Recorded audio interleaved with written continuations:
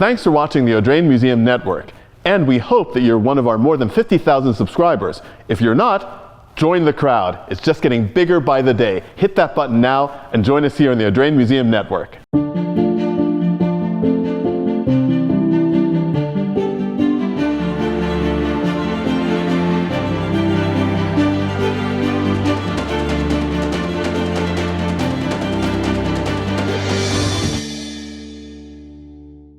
Hi, and welcome to our show, Colors, the Cars of Summer, here at the Audrain Museum Network, presented by Lamborghini Boston.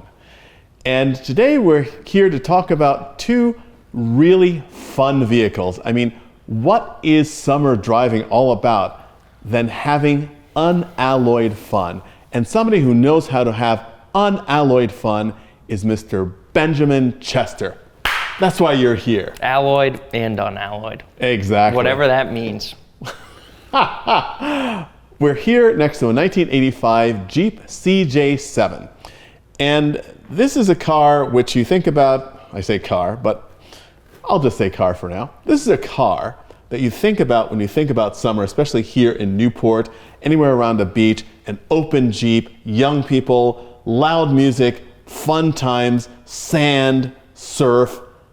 One of the things that is so interesting is the fact, of course, that this is a vehicle that has completely changed its character from its original inception as a practical, utilitarian, military machine. And much like a Porsche 911, if you were to put the original CJ1 next to the CJ7, you would think, holy cow, somebody blew up the Jeep. Yeah. So it's amazing how the scale of this has transmuted over the ages. But yet the spirit of it has remained the same. Yeah, it would be difficult to arrive at a battlefield with a yellow Jeep today or at any point in time, but they have gotten a lot more, even until 1985, they became a lot more usable. They became a lot more, they were able to accomplish more, they became a bit more comfortable, but it really was that same platform that they used from the early 50s. And of course, as you know, CJ stands for Civilian Jeep. So it was essentially a civilian version of what they built for the wartime in the 40s, which is hard to think about. But this is a great, beach car, beach vehicle. I think they've kind of transcended time, and they've become real icons here in the United States. One of the things that also makes this so special and very much a part of the vehicles that we've gathered here is that so many of them have the same thing in common, which is the fact that they are intergenerationally approved. There are people that are older, some people who may have even driven these in the late 1940s and early 1950s, who still enjoy driving a Jeep, and of course very young people love driving a Jeep for their very basic essence, what they're designed to do. And in developing this vehicle, a lot of manufacturers, I also like to joke, which is not really funny, about the fact that Jeep is the brand that saved 5 car companies. It's absolutely astonishing. And that a vehicle that you did not want to drive more than 30 miles per hour in suddenly became a vehicle that people modify to actually drive at highway speeds on a regular basis, which is extraordinary. Yeah, they are do-it-all vehicles now. The new ones are, I think going off in a different direction, I'll say politically, but these old ones, I mean, my friend, he had a 93 YJ, and I learned how to drive stick on that car amongst a number of other cars, and just bouncing around in those things, doors off. It's one of those vehicles where you feel like you're going a lot faster than you are, and I think that's part of the fun of it, is that you can drive, relatively safely. With or without seatbelts is your choice, but moving around. Not according to the law, but it's fine. No problem.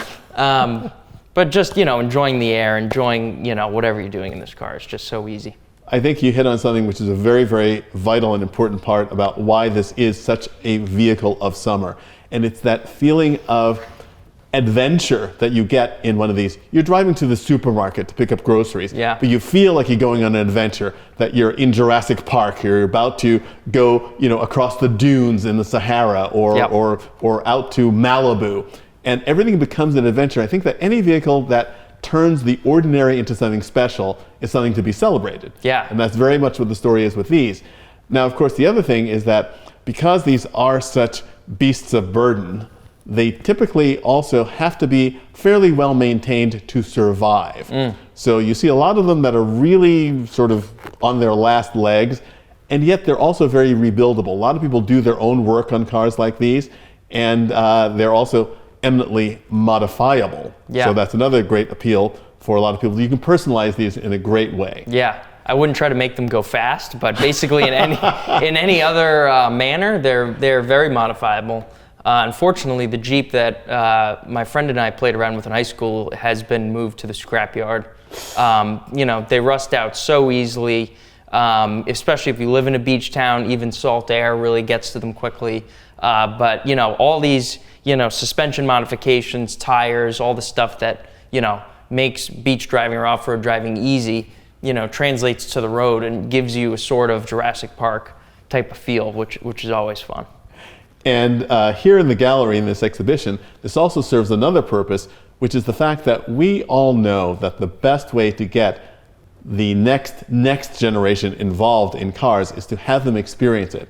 So when young visitors come to the Audrain and see this exhibition, we encourage them to actually come into the car and be photographed here behind the wheel of the Jeep. Yeah. Because who knows, in a few years, if you're 6 or 7, perhaps 10 years, you might get a Jeep of your own to drive down to the beach. Absolutely, and it's cool because it is a manual, and I think there'll be a lot of kids in the museum who will be able to kind of get to grips with a manual transmission for the first time. What's that other pedal for? Yeah, so I've been kind of getting in the rhythm of telling kids, like, if you like this stick shift, that's great, because they're almost all better than this. So it's only up from here, but it's a great experience for kids to sit in there and play around with the It's funny you mentioned that too. That's one of the great life passages, and I think that as we get to a point where fewer and fewer people have driven manual gearbox cars, I think that, like, your experience was learning how to drive on a CJ, my experience learning to drive a manual was on a VW Beetle.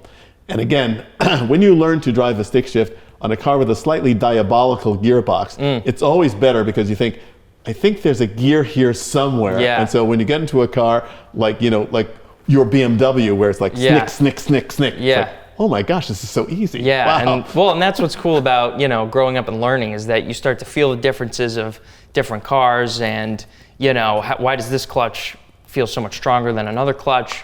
But a Jeep is so easy to learn in, partly because if you stall and freak out and don't hit the brake and you roll into something, the Jeep won't take the brunt of the damage. So at the end of the day, you're covered. Maybe not by insurance, but your car will be safe.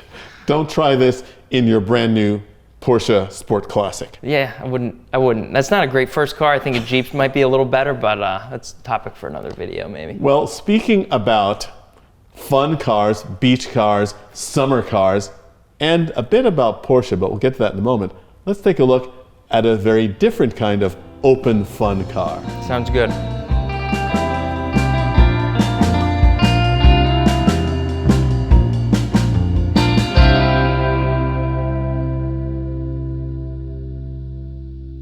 In an earlier video in this exhibition, David DeMusio and I talked about utility vehicles and their use in a fun way.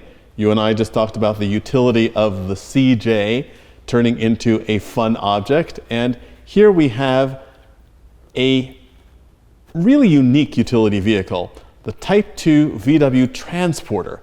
And a lot of people aren't aware. They know the bus, or the VW station wagon, as it was officially referred, but they don't really know the Transporter, which is this absolutely amazing pickup truck, rear-engined, of course, and built on the bus platform. And everyone talks about the Cybertruck and its practicalities and impracticalities. This is sort of the anti-Cybertruck, when 3 sides open up for you to load and get your materials where you want them when you're done, and for a vehicle for the summer. Now we've got it here in the gallery with an assortment of mini bikes, which are always adorable. You think, oh, water them and they'll become a big motorcycle one day. To some of us, these are bikes, but go on. True that. Yes. But you know, whether you've got your mini bikes, you've got your trail bikes, whatever it is that you're hauling around, even if it's a bunch of picnic baskets, this is a great summer vehicle, especially this model that has the rear seat. Yeah. So, you know, you can get the entire gang, take them where you're going, and have a great time when you get there. Yeah. As far as practicality goes, this is a pretty good option, all things considered, but it's also fun. I mean, you think of pickup trucks today. I hate mentioning the Cybertruck, but I haven't driven one, but I can't imagine it's very fun. But with this, there's loads of character, there's loads of soul. I made the mistake driving it over here of opening up the front windshield, and for a couple days having road grime coming out of my eyelids in the shower. But, you know, like I said, all the windows open, you get so much breeze through there. You're sitting in the front seat over the front axle, which creates a bit of a scare within itself. But there's so much loading room back here. I mean, 2 mini bikes fit easily. You could fit, you know, 3 or 4 dirt bikes, likely, if that's something you wanted to do. You know, you can have the engine out of these in 15 or 20 minutes. But all around, it's just a great vehicle for the summer, and being salmon pink, it doesn't get better than that. It doesn't. The color certainly fits into our theme. And you mentioned about the engine. These are also incredibly tunable. Yeah. So this has got a slightly hot-rodded engine, and it's been lowered as well. It's running on accessory Porsche wheels. So, I mean, you can do a lot of things with a VW that also helps to make it a car of summer. Yep. And this one also has been slightly customized. In addition to being lowered, it's got fancy upholstery, it's got this great paint job, and that wonderful Cyclops center headlight, which, you know, whether you've got a light bar for your beach excursions or a center Cyclops headlight, you know, yeah, you're ready for whatever summer nighttime adventures there might be. Yeah. You know, you can almost see this being parked right above the beach with the light on to illuminate your picnic activities on the beach or whatever you might want to do. And it's just such a thing that, again, just sort of brings a smile to your face. You're not going to drive this, even though it's got a hopped up engine, you're not going to drive this to break speed records or take it to the local drag strip. Sure, sure. But you want to make sure you can actually sort of get out of your own way, which I think is the entire point of this. Yeah, and this clearly, I mean, with 65 horsepower, it'll get out of its way, it'll get up to speed. It may not go very fast, but with twice that power, or 115, 120, whatever it is, it's plenty. And you know, there are some cars in this exhibition that for the color, they're here. There are some cars in the exhibition for the shape, they're here. There's so many attributes of the Transporter that are so redeeming.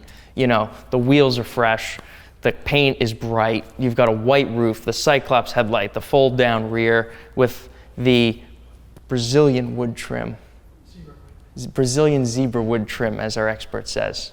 I just want to pet it all day long. It's amazing. And the bikes on the top, they just accentuate everything. I mean, this is summer in a nutshell. Absolutely. And it's one of those things that also proves that no matter what your particular tastes or price range might be, there's something like this, a utility that can be used for fun that you can find. And whether it's a pristine, prepared example like this, or a lot that we see around, which is sort of like the rat rod equivalent thereof, you know, with blasted paint and all this, as long as they're solid mechanically and the hatches work, you're good to go. Yep, ready to roll. This is a great Newport summer vehicle that I think a lot of people don't think of. You see a lot of Jeeps, a lot of Land Rovers. There's some other, you know, kind of vehicles starting to infiltrate their way into Newport, but the Transporter, I think, is one that I hope we see around a little more because it's an under the radar, you know, summer cruiser. It is indeed, and during the summer you don't want to be under the radar, you want to be over the radar. So Ben, thank you very much for joining us here. Thank you. And we look forward to seeing you back here in our gallery on Bellevue Avenue. The exhibition runs through September 8th, or you can catch us here on the Audrain Museum Network and on the Bloomberg Connect app. We'll see you here soon.